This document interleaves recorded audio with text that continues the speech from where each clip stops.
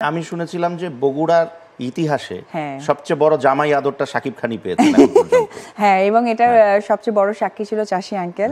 কারণ মানে ওর জন্য যে রান্না হয়েছিল, মানে আরেকটা চ্যানেলের লোকেরা অনেকে গিয়েছিলেন, তারা জাস্ট পাগল হয়ে গেছে। তো আমার মা চেয়েছে তাকে একদম সেই জামাই টানা সেই সন্তানটার রূপে দেখতে, এবং সেও আমার মাকে, আমার দাদুকে, আমার দিদাকে অনেক ভালোবাসতেন, আমাদের পরিবারের সবাইকে। এবং আমার বোন, আমাদের এমনও হয়েছে যে রেডিসন হোটেল যে আছে, আমার যে বোনের হাজবেন্ড, তার সাথে তার খুব ভালো একটা খুনসুটি ছিল। কোথাও আমরা ঘুরতে গেলে ও আগেই রুম বুকিং করতো দুটো। তারপরে আমার মনে আছে আমরা যমুনা হচ্ছে গিয়ে আমাদের যে যমুনা ব্রিজটা আছে ওর পাশে যে যমুনা এলেঙ্গা একটা রিসর্ট আছে, সেই রিসর্টেও আমরা বেশ ঘুরতে গিয়েছি শুটিং এর ফাঁকে ফাঁকে। এই যে এত সুন্দর সম্পর্ক, এত এত বিউটিফুল বিউটিফুল মোমেন্টস, সেগুলো যখন হঠাৎ করে একটু হলো ব্ল্যাঙ্ক লাগে, যখন ব্ল্যাঙ্ক চোখের সামনে যখন একটু খালি পাই আমরা, তো ওই অনুভূতিটা আসলে কিরকম লাগে?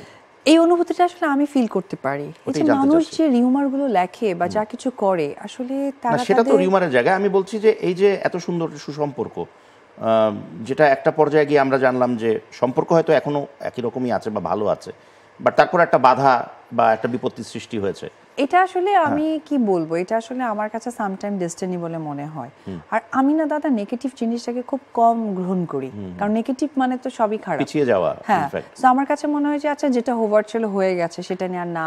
বিয়ের প্রস্তাবটা কে মানে কিভাবে উনি দিয়েছিলেন প্রথম? হ্যাঁ, তুমি তো বললে সেরকম।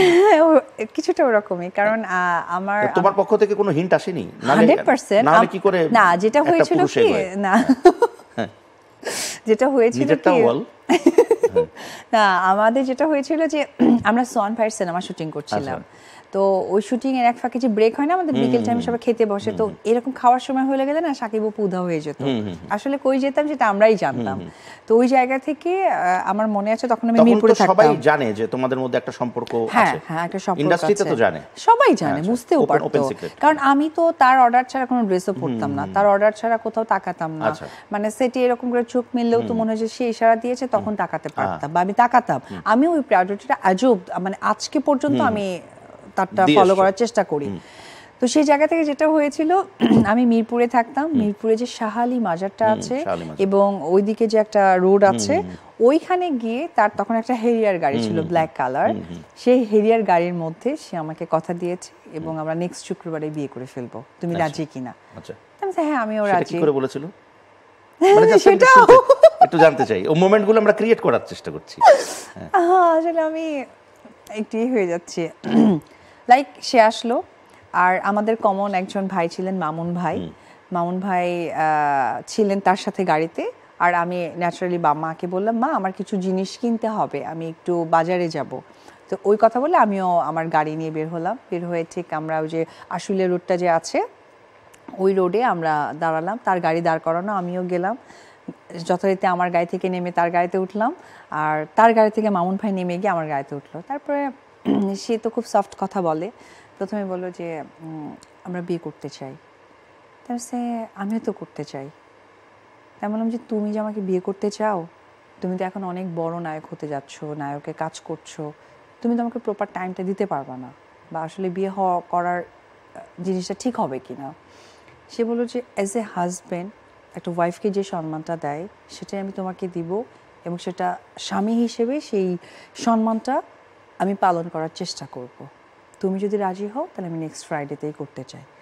তাহলে আচ্ছা ঠিক আছে। তো আমাদের ওটা 2008 সালে 18ই এপ্রিল আমাদের বিয়ে হয়েছে। আচ্ছা, মানে যে নেক্সট ফ্রাইডে বলা হয়েছিল সেই নেক্সট ফ্রাইডেতেই হয়েছিল? আচ্ছা, ওকে। এবং বিয়ের সময় কে কে মানে উপস্থিত ছিল?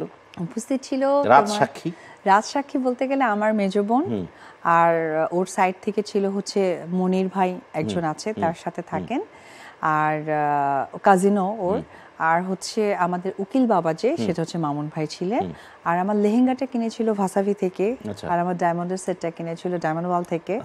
তো লেহেঙ্গাটা ছিল খাটের নিচে। ওই দিন আমার শ্বশুর শাশুড়ি আবার আমার যে ফুপাতো মানে ভাই আছে, মানে ওর ফুপাতো ভাই, তার মেয়ের হচ্ছে বার্থডে ছিল, সেদিন বাসার সবাই ফাঁকা ছিল, অ্যান্ড আমরা সেই ফাঁকে তার বাসাতেই, গুলশানের বাসাতেই 5 তলায় তখন থাকতো, সেখানে বিয়ে করেছি। Fantastic, thank you so much.